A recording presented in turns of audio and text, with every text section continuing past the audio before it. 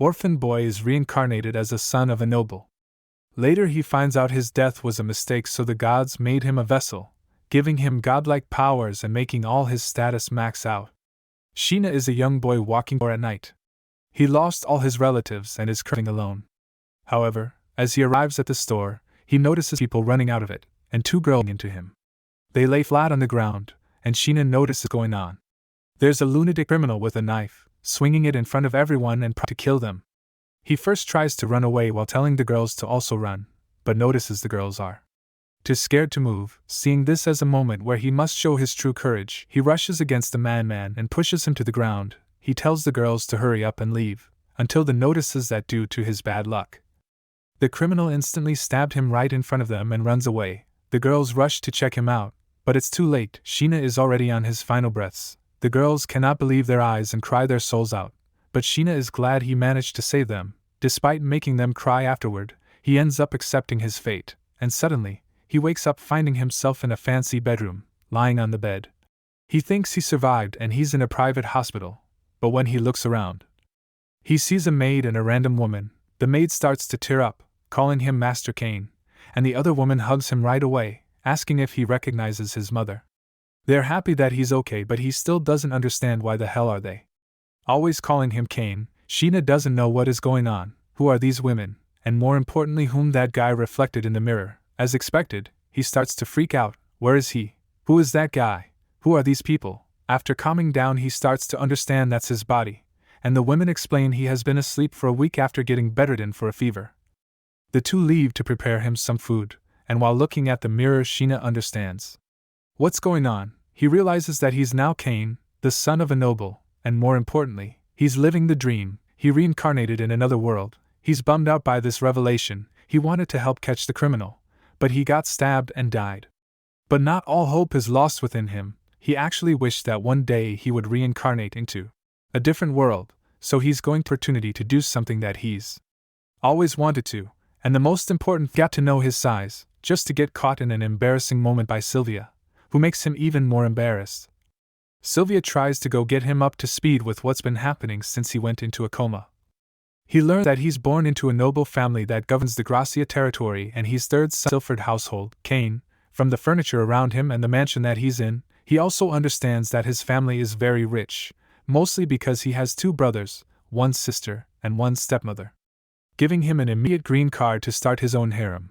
But he wants to go outside and see what is happening. He asks Sylvia when he can go outside. She explains all the territory thing, the forest of monsters, and everything else. He gets excited to have died in his old life. Sylvia tells him that he could become a wizard when he grows up and get rid of the monsters. He's so excited that he wants to try magic immediately, but Sylvia tells him people can only use magic after they turn 5, so he needs to wait 2 more years. When he turns 5, he must go to the temple and get a blessing to finally use it, but he's way too excited to wait 2 years to try magic. He to do magic right away, so he wants to find a way soon. So first, he must learn the basics, like how to write and do math, a simple task for him, because he was a high schooler. His parents start to think that's strange because he changed a lot since he woke up. But explains he was simply doing his best to learn, and that's when his father reveals that since he's the third son, he's literally doomed. He has no rights when it comes to the heirloom. Kane takes this opportunity to then ask for books about magic and the world.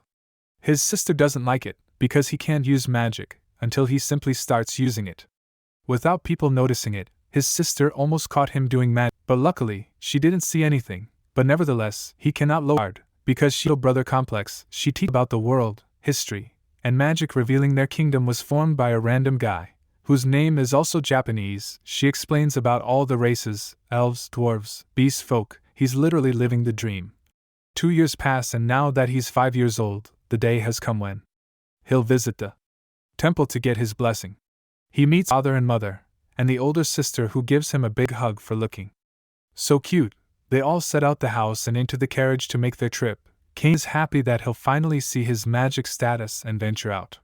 He asks his sister's screen looks like, and she shows it to him by opening hers. He looks closely at her profile and sees her magicals.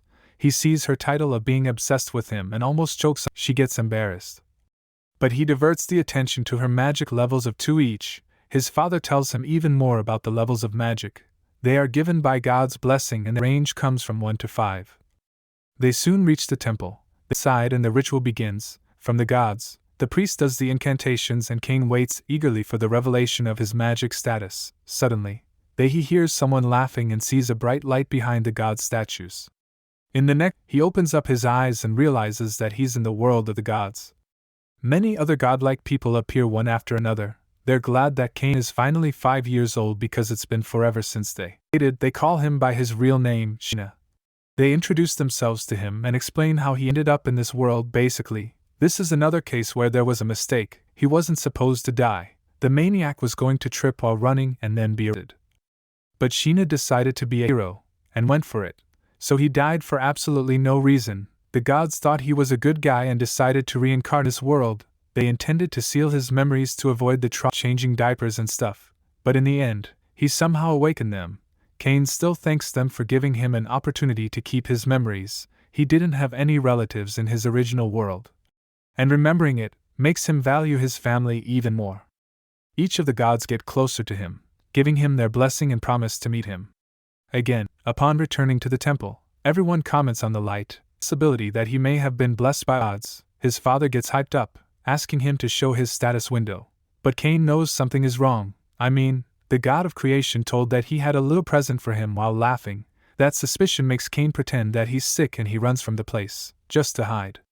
And see his stats. And to his shock, he was right, his stats are all maxed. And when I say all maxed, I don't mean level 5, they're all level 10. He's already an S rank despite being 5 years old, but luckily that old god had some sense and gave him a magic spell that enables him to fake his status window numbers.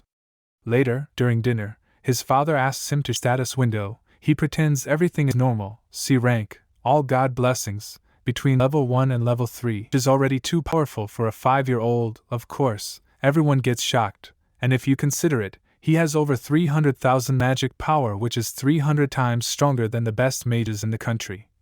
Everyone in his family is so shocked that his father tells him to never show anybody his status without knowing he's way stronger. He explains that if Cain shows or makes a wrong move, he will be considered a threat to the world and put under supervision. Back in his room, Cain starts to realize his mistake and how he should have lowered his stats even more. But he notices a book on summoning magic. He has been always interested in summoning cute beasts and playing with them, so decides to summon something outside. He starts the ritual, expecting to summon something fluffy, but what comes out of that circle isn't something like it's a demon. For some reason his sister and a cat girl is walking the same moment, and the demon prepares to attack them. Cain rushes to stop it, putting himself in front of them. The demons shout, and the girls scream, making him realize on how he tried to defend the other 2 girls in his previous life. He rushes forward once again. I swear this guy likes to rush and die. He casts his flame magic, jumps on top of the beast, and he's about to hit. The demon punches him.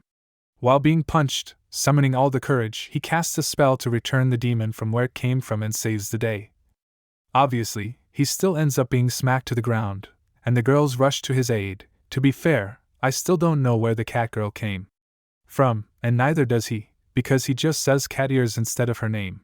His sister is tearing apart, and he's laying wondering that he's dying once again for protecting 2 girls and didn't have the chance to touch the cat's ears. The girls cry more intensively as he starts closing his eyes, accepting his death, until he simply gets up and realizes he isn't dead. He doesn't even have any injuries on his body. His sister tears a little bit more and then smiles while hugging him, making him realize that he could only make the other girls cry in his past life. But this time, it will be different. He will protect everyone's smiles. During the banquet, he introduces himself and reveals his desire to explore the world and become an adventurer. Like and subscribe for more like this. See you next time.